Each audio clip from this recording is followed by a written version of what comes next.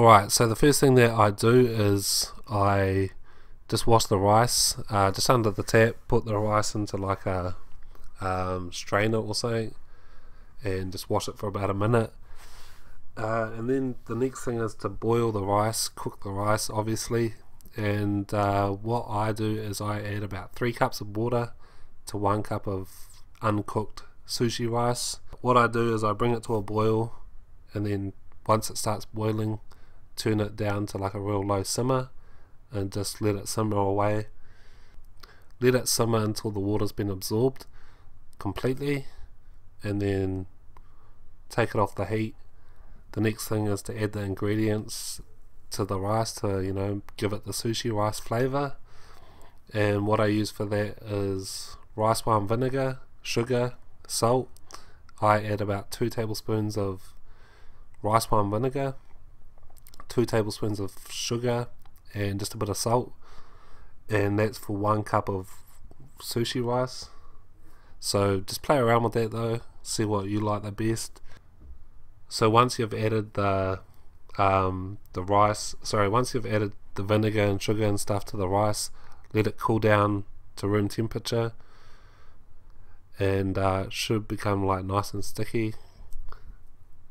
And what you want to do now is you want to get your nori, which is dried seaweed, and you want to apparently put the shiny side down. Don't really know why, I don't always remember, so don't really know what difference it makes. But your sushi should have a your sushi should have like a rough side and shiny side, so the shiny side you put down. And then you want to spread your rice on top of the nori, and you know, you want to make it fairly thin and even layer of rice, and you want to leave a bit at the end, as you can see I've done here. And I also wet my spoon a bit when I'm spreading out the rice, just so it doesn't stick. So yeah, the next thing to do is add the fillings. I like to add cucumber, avocado, and some imitation crab meat. That's what I'm liking. And for the cucumber, I just slice it, you know, lengthways, nice and thin. And the avocado is just the same.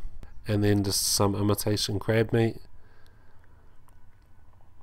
And now I roll the sushi. You could have this on the mat. I normally just roll it once, kind of tuck it in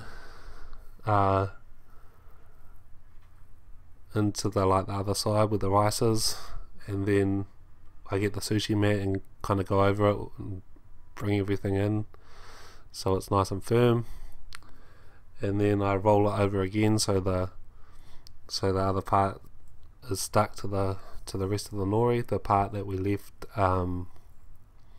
without any rice. And then for cutting it, I use a serrated knife, and I just kind of lightly score it until it starts to cut, and then I just, you know, cut it. But yeah, that's pretty much it. Thanks for watching, and yeah, cheers.